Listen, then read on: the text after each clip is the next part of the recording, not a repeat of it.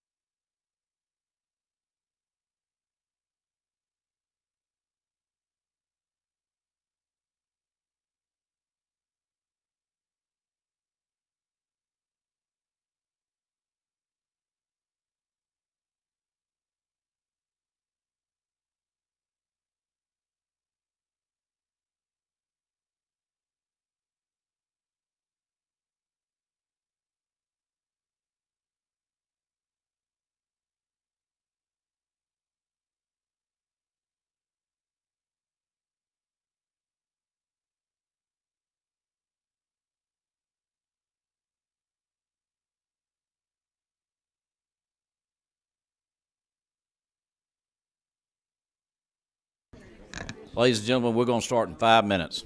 Thank you.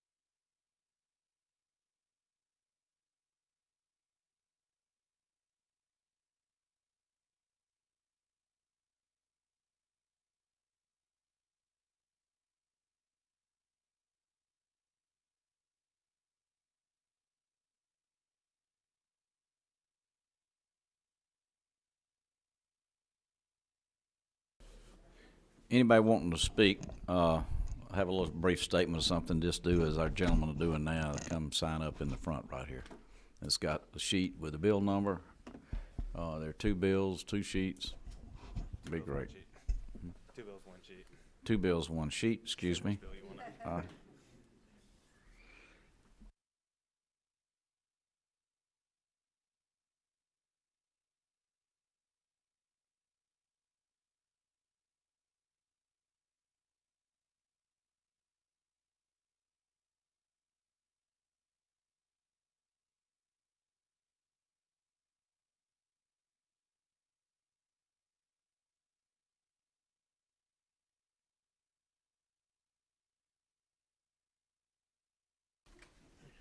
All right, ladies and gentlemen, appreciate everybody being here this afternoon. We're going to start out and ask Representative Gamble if he will say a prayer for us.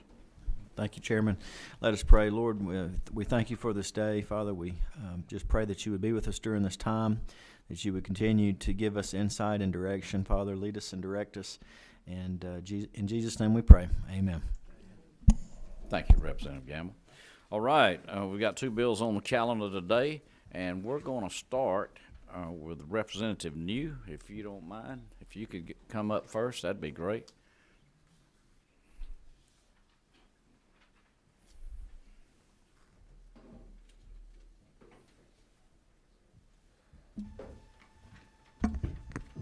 Thank you, Chairman.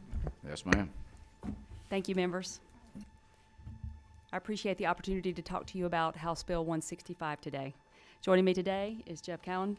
He is the Director of State Parks at Historical Sites for the Department of Natural Resources. House Bill 165 is just a simple cleanup bill requested by the Department of Natural Resources to address an oversight in previous legislation. In 2020, the Historic Preservations Division was transferred from the Department of Natural Resources to the Department of Community Affairs. In this transfer, Agora exemption for sensitive historical and archaeological records was moved from the Department of Natural Resources to the Department of Community Affairs. So, however, the Department of Natural Resources still retains the Office of State Archaeologists, which is our historical sites, cemeteries, Native American burial grounds, that sort of thing. So this bill would simply restore that exemption to ensure sensitive archaeological sites continue to be protected. That's it in a nutshell. Thank you for consideration and your time. Yes, ma'am. I like bills like that, short and sweet. Okay. Would you like to make any comments, No, Mr. Allen? Representative New did a great job. Okay. He's a wise man, too. All right, very good. All right, so any comments from the audience? If you have any comments, I'm going to let you come up to this podium right over here. And we have first Mr. Neil Herring. Thank you, Mr. Chairman. I'm Neil Herring. I represent the Flint River Keeper on this bill. And this is the second bill this session where I am endorsing secrecy, which is something I've never done before. And so I'm not sure, I'm not comfortable. The first one was the driver vehicle information secrecy they extended it from toll roads to all roads, which is real important for building public confidence in that program. In this bill, the secrecy is to protect prehistoric remains. As near as I can tell, it's the Indian artifacts, Native American artifacts. There's probably some other stuff that's covered. And the interest of the Riverkeeper is the fact that most of this stuff's in the water, or a lot of it is in the water. And they're concerned that, we get this protection, but we want to make sure that we get it right. And after me, April Lipscomb of Southern Environmental Law Center is going to testify about specific details in this particular measure just to make sure that we get it done correctly. But the idea is excellent, and I'm glad that Representative New has brought this measure. Thank you. Thank you, Mr. Herring. Yes, ma'am. Come right on up. A little shorter than Neil. Thank you, Mr. Chairman and members of the committee. My name is April Lipscomb. I'm an attorney with the Southern Environmental Law Center. So I apologize for being an attorney, but I have to focus on words and nitpicky and all that kind of stuff. So like Neil, I fully support this bill. I support what it's trying to do. Thank you, Representative New, for bringing this legislation. As the representative mentioned, there is identical language already in the code that exempts these same types of information from documents that are in the Department of Community Affairs' hands. It's paragraph 14 of that same code section. This is dealing with a new paragraph 12.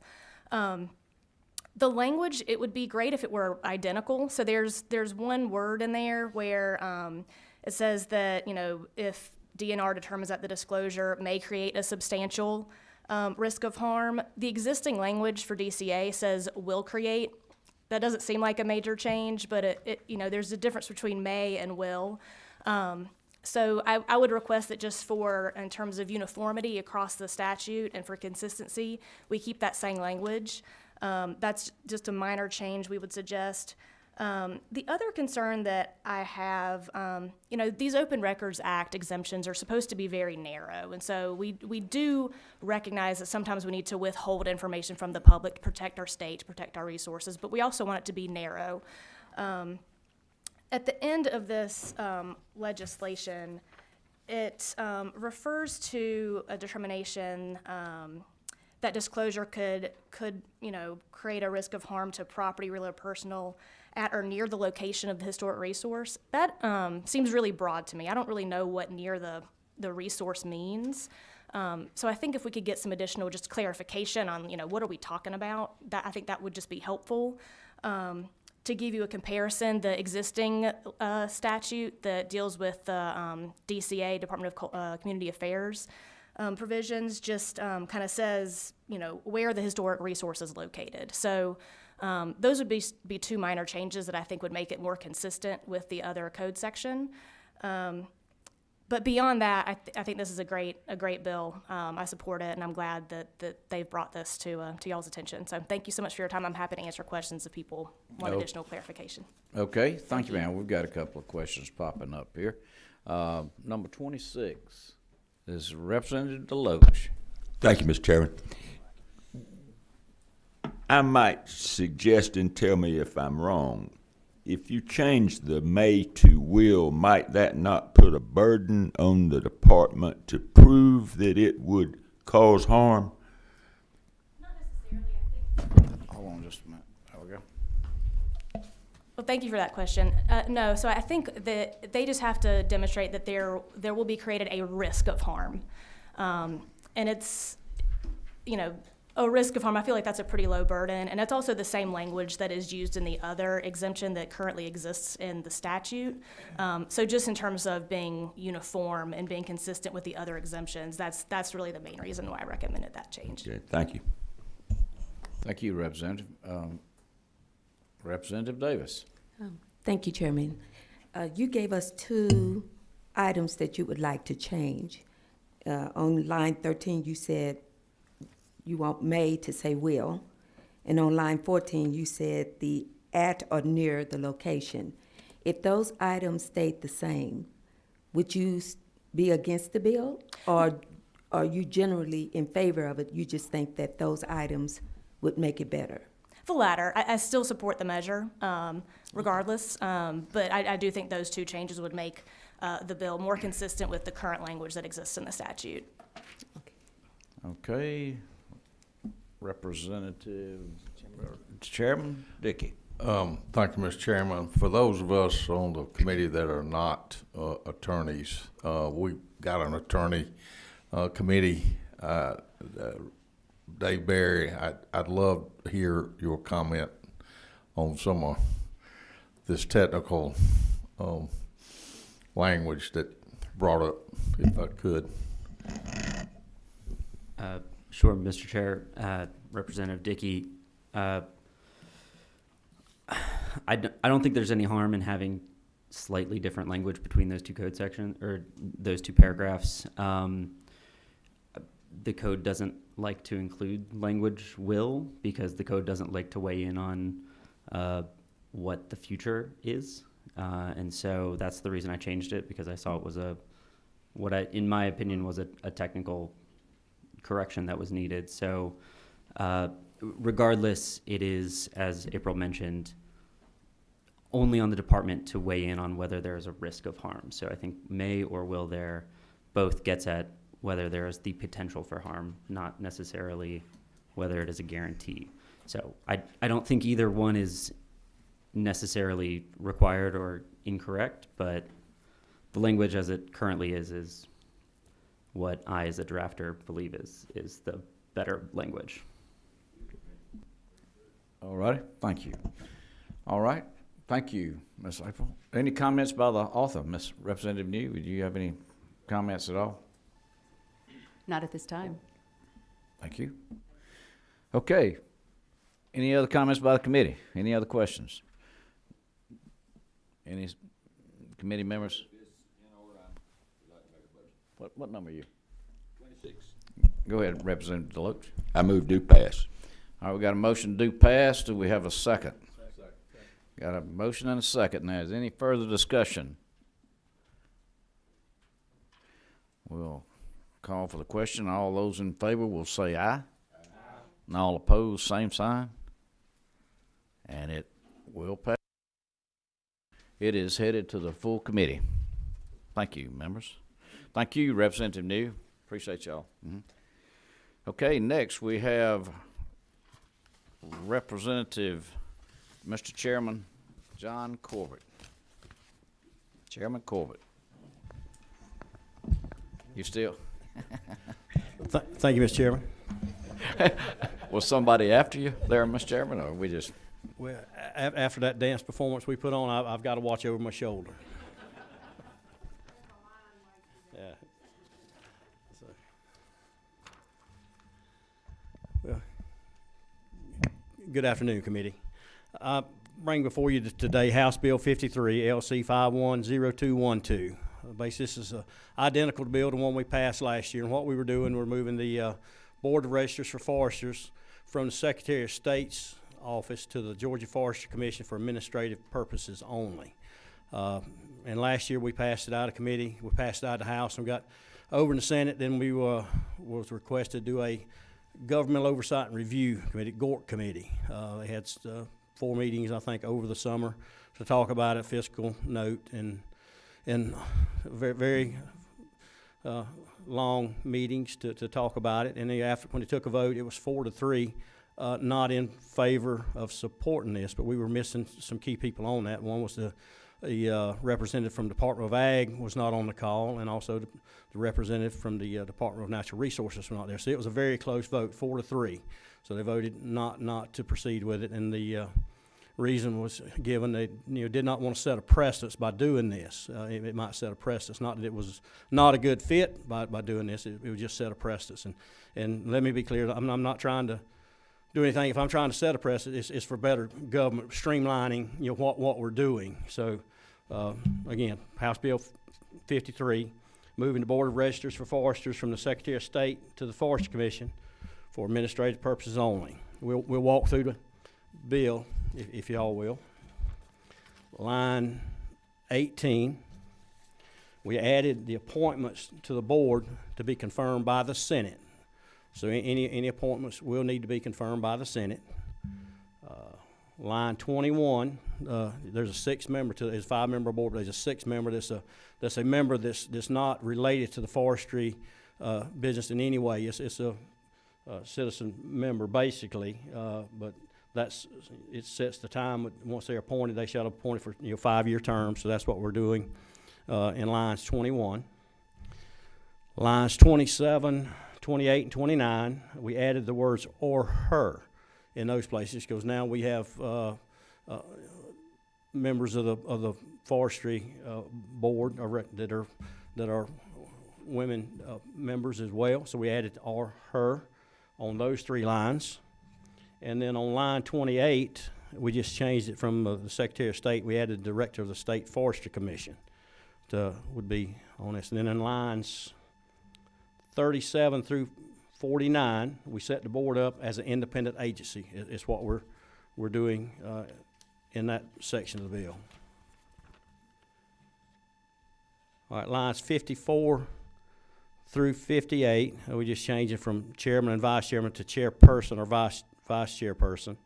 And then the director of the State Forestry Commission will serve as the secretary for administrative purposes only, where a person with the Secretary of State's office filled that role before.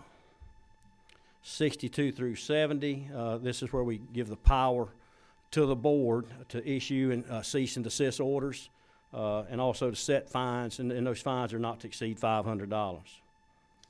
Then 71 through 73, as far as judicial review goes, it'll be by the Superior Court in the county where the domicile of the board is located. Then I think the very last section of the bill, 73 through 75, nothing in this bill will prohibit the board from other remedies that might be available in statute. So it's not limited to just the powers we have in this bill. So that's what the bill does. I've also have a letter of support from Director of the Forest Commission, Tim Lauermore. I don't have copies for everybody, but I got it, if I can provide that to everybody if on request, if we need it. I would love for, if I could, get Andres Villegas and Mr. John Gobby to come up, and they're with the commission, let them speak to the bill, if that's okay, Mr. Chairman. Right. Here they come. Mr. Gobby, come right on up.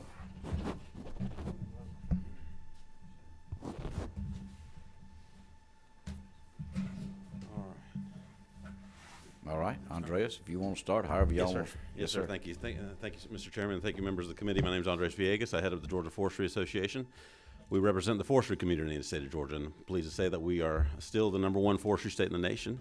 And that means that one very simple thing: we have 22 million acres of private forest land in the state of Georgia. Over half of it, about 55% of it, 58% of it, is owned by individuals like all of us in this room, private individuals, not corporations or anything like that.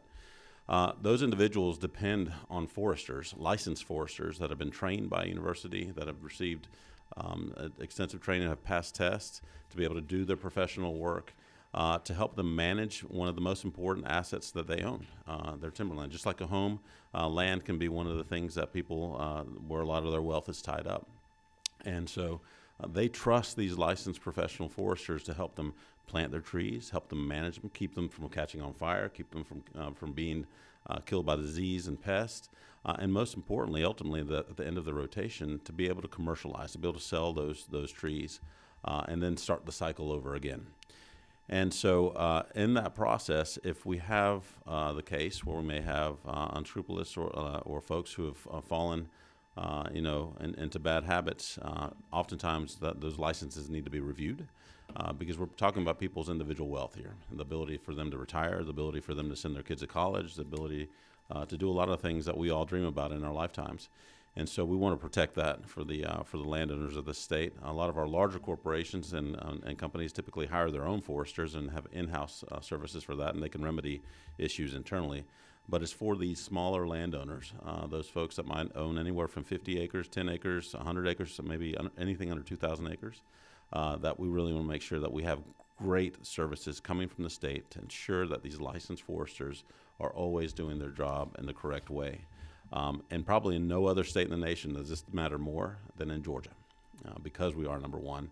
And that timber they're growing is feeding a $41 billion industry in the state that exports products all over the world. There's babies in China whose diapers are made with trees from Georgia. Your cell phones, the screens on them are made from trees from Georgia. I mean, there's so many things that touch people all over the state, all over this planet, that we're responsible for, and we want to make sure we continue doing it right. But it all starts with a landowner deciding to plant a tree. So we believe that moving these services to the Georgia Forestry Commission is the right thing to do.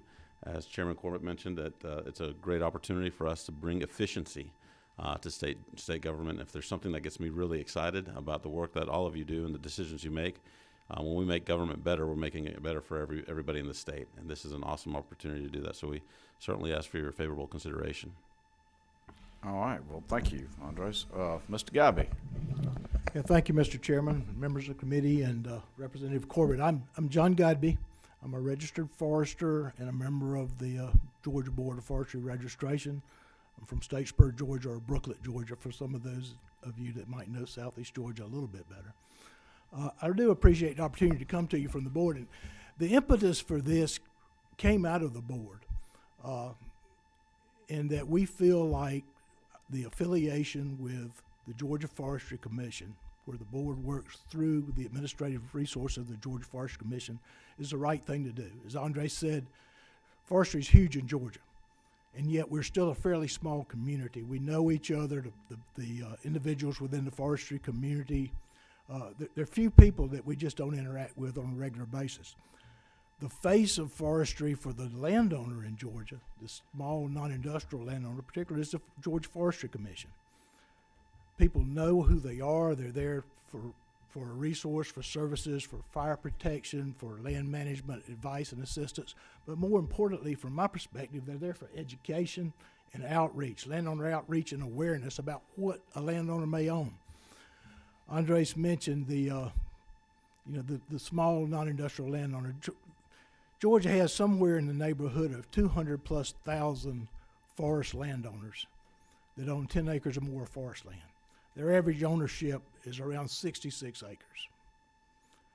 For these people that are on the smaller end of that spectrum, they don't have a timber sale in their lifetime more than 1 or 2 times. I mean, just due to the nature of the long rotations that we have in forestry, 30 to 50 years plus. So their familiarity with the asset they've got, the value of the asset that they've got, the degree of care that needs to be expressed in the management, to sustain the management, and the value of their resources is important. The Board of Registered Foresters, I think, does a great job in oversight with our professional foresters in the state and licensing and issuing licenses to make sure that our foresters have the appropriate qualifications, education, skills, and experience to be licensed to represent that landowner. We think the commission has as a partner, has a tremendous opportunity to enhance that, to enhance these services, to help the landowner understand their need for professional resource advice and where to get that professional resource advice. The commission also currently has an active role in training and education of our foresters. So we have to have continuing forest education credits in order to remain licensed. And you get 20 or so hours of additional education every 2 years. The commission is often a provider of those services. The synergy that comes from them working closer with the board than they do today is understanding what type of education and outreach needs to come not only to the landowner but to the professional service providers that are out there within the state. So there's great synergy there. Trying to think of other things that I may have put in my notes, but to me, the board is convinced that this move is a value to the forest landowners, the non-industrial private sector, particularly in the state of Georgia, and we would ask for your support, and I'll be glad to address any questions you may have. All right, very good. Let's see, we've got somebody here, Representative DeLoach. This is for Mr. Godby. You look an awful lot like the former education chairman of the Georgia House of Representatives. Can you fill us in on that or tell us anything about that? There are some similarities. My father was here for a number of years. Good to see you. Okay, Representative Davis. Thank you, Chairman. I'm a little confused when you talked about this is going to set a precedent. Were you talking about a particular section in this bill, or is there a constitutional issue with removing the Secretary of State? If you can explain that to Nothing in me. this bill does that. It was about other boards possibly wanting to move, not anything in this bill allowing that. Other boards would have to go through the same thing and justify, is it a better fit? Not necessarily that just because we allow this because it's a better fit, everybody's not going to have the right to move. No. Okay. Mr. Chairman, if it's okay. Yes, sir, Mr. Godby. One of the issues that I meant to bring up is that when we looked at the review panel report, and they reported on 16 different states that have a professional forestry licensing program. And out of those 16, 10 of them currently either with 3 self-administered or the others are housed in the natural resources, forestry, conservation, depending on the state and the agency, the appropriate agency within that state. But for the agency that handles forestry is already administering it, and so this is it's not something new. Forestry is unique in the state of Georgia. I don't know of another professional license in the state of Georgia where the state has a dedicated agency to address that profession. And here we do. All right, thank you. Representative, Chairman Dickey. Thank you, Mr. Chairman. And while you're there, I'd like to ask a question, totally unrelated to this bill. It's a good bill, and I'm thank you, Chairman Corbett, for bringing it, certainly in support. But the buzzword up here in Atlanta is workforce development. We're higher education, costs are high. Is it true that one of the requirements for getting a forester's license is not only a 4-year degree, but also 2 years of apprenticeship or working under a forester? Is that correct? That is true, and the educational requirements must come from an SAF accredited forestry school curriculum. So what are those schools? My concern is what are those schools not teaching? I mean, we've got degrees, young people coming out of our universities and ready to go to work, and I'm sure I'm glad we got some young folks that want to go into forestry, but streamlining I just worried that our universities or what are they preparing our folks for that adequately, or is it why is it going to take more years of training? We have K through 12 teachers getting out of University of Georgia going straight to the classroom, those type things. So,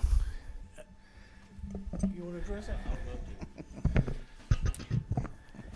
Mr. Chairman, I can speak to the field of expertise that when I got out of school, I went to an electrical degree. I knew how to wire that light up there, and I could, or change that switch or a panel box or change a motor. But I still had to go through an apprenticeship program with a journeyman that had been there that's actually done. It's one thing to see it on paper. It's another thing to actually get out there in the field and you're up on a ladder. You're changing a light bulb and the wires are hot. So that's my personal experience. So I think it's a value in being able to get those extra 2 years with somebody that's actually been out in the field.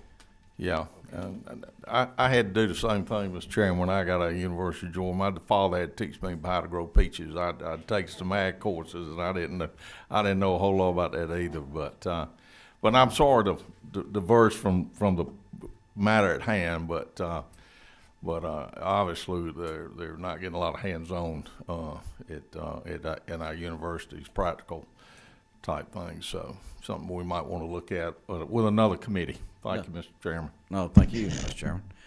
Okay, Representative Buckner. Thank you, Mr. Chairman.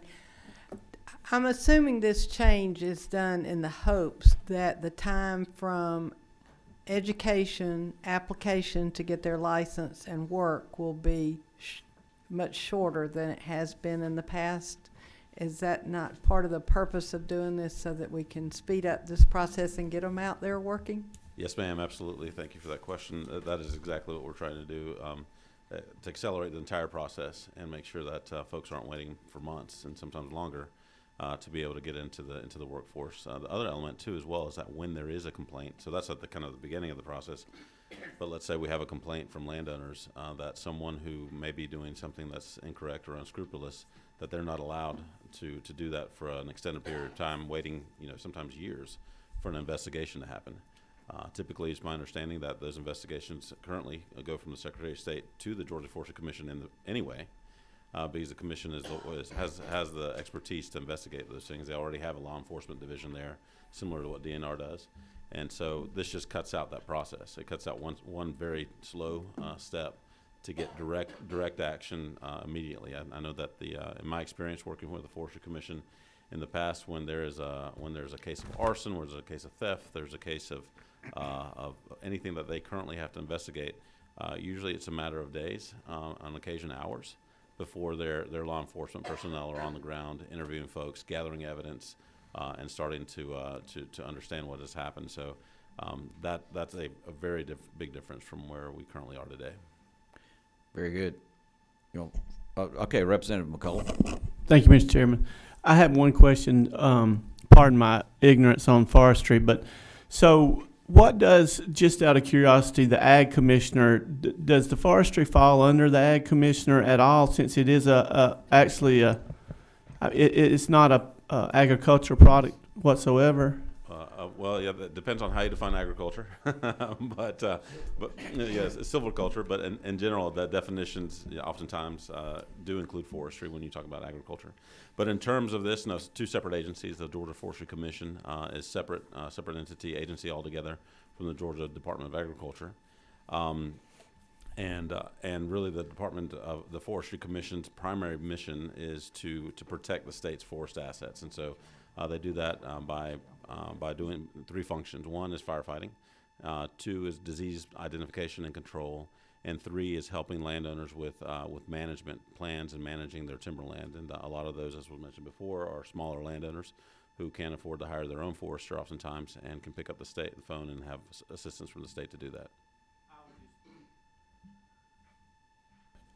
I guess my question was, it just seemed like a better fit to be under ag over Secretary of State because it was, an agriculture product. Yeah, it's a differentiation that we've had for a long time in this state, in part because forestry is so important to our state, and has been for a very long time. One of the founding industries of our state, really, since the time of James Oglethorpe. That's one. Also, the functions are very different. When we think about growing crops, that happens in 1 year, right? So, obviously in a shorter period of time. When we think about forestry, that's a 25, 30, sometimes 50-year cycle. And because of that, the way we approach it, even from taxes, is very different. So if you look at the tax code, the reason the Georgia Forestry Association, with the help of Mr. Richard Royal, former Chairman Richard Royal, oftentimes comes to this body asking for a special consideration on taxes, is because the way you tax something in a 12-month period, as we know with our income and all these other things, is very different when you tax it over a 25 or 30-year period. And so oftentimes we've treated forestry quite differently because the cycles are different, the investment periods are very different, the ownership thoughts and approaches are very different, and the needs can be very different too as well. Okay, we're going to listen to Chairman Perkle, and then we have one more guest in the audience we're going to allow to come up to the podium also. So, Chairman Perkle. Thank you, Mr. Chairman. It's just a follow-up to the last question. When I first came to this august body and I introduced myself to the late, great Chad Nimmer, and he asked what I did, I said, well, I'm a row crop farmer. And he said, I am too. So agriculture, trees, important, great state. Thank you, Mr. Chairman. Okay, we'll have Ms. Hasty come. Yes, ma'am. If you'd like to come to the podium, it'd be great.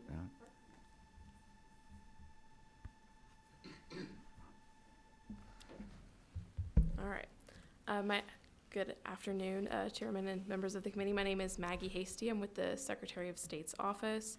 I'm here to share our opposition to HB 53. The primary reason for our opposition is the increased costs needed to establish the Georgia State Board of Registration for Foresters as an independent agency.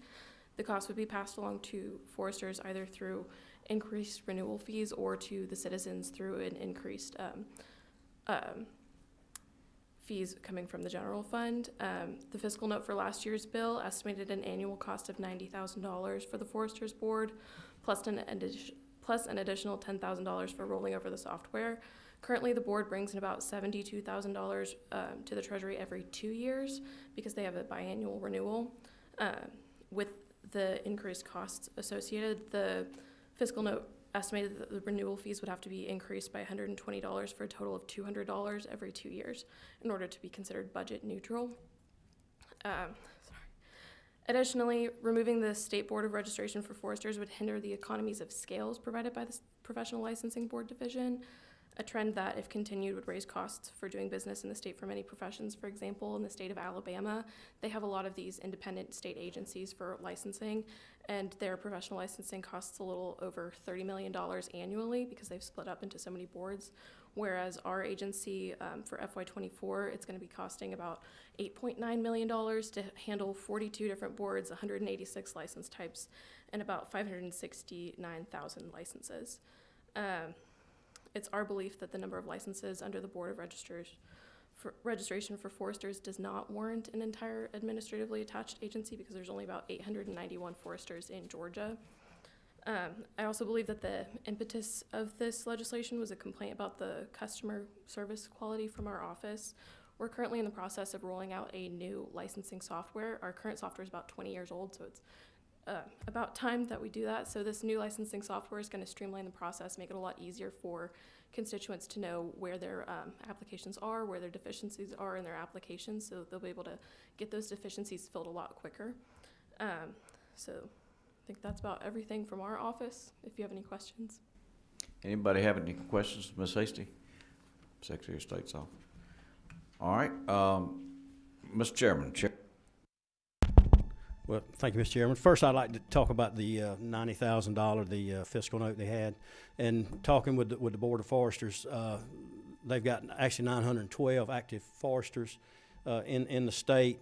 They are planning on. They have not updated their fee structure in many years, so that would cost an extra $100 per year to cover that $90,000 additional cost, and that is my understanding that that's what the board is going to do for raise their fee structure to cover this additional cost. With that being said, I believe that any time that we can streamline government and by moving the board from the Secretary of State to the Georgia Forestry Commission, we will improve customer service and we'll resolve complaints in a more timely manner, especially ones involving timber theft and arson, where they've already got the investigators trained, and that's to do that kind of investigation at the Georgia Forestry Commission. At the end of the day, it's just a better fit. It's not the first time we've moved somebody. And you heard, this was just by accident that Representative New was here presenting a bill today, talking about the Historical Preservation Division, where we moved a whole division, from DNR to DCA. We've moved a whole division. Now, I didn't realize she was even going to be here today, but that's an example where we've done that. It was a better fit. Absolutely made sense. So there's also, just for another board of realtors, they already do this. I don't know if we got any realtors on the committee or not, but they have their own board that they don't go through there. But at the end of the day, I just ask that you, for your favorable consideration, and thank you for your support. Okay, thank you, Mr. Chairman. Thank you for your comments too, Ms. Hasty. Okay, any other comments from any of the speakers or y'all would like to make? Any questions on the mood of the committee? Make a motion to pass. All right, there's been a motion made to pass. Do we have a second? Second. Got a second? Any discussion? Any further discussion? Hearing none, I call for a vote on the motion. All those in favor say aye. Aye. All opposed? Do pass. It will be heading on to the big committee. Thank you, Mr. Chairman. All right, members and presenters, we thank y'all. Audience, members of the committee, we thank y'all for your attendance, and we're dismissed.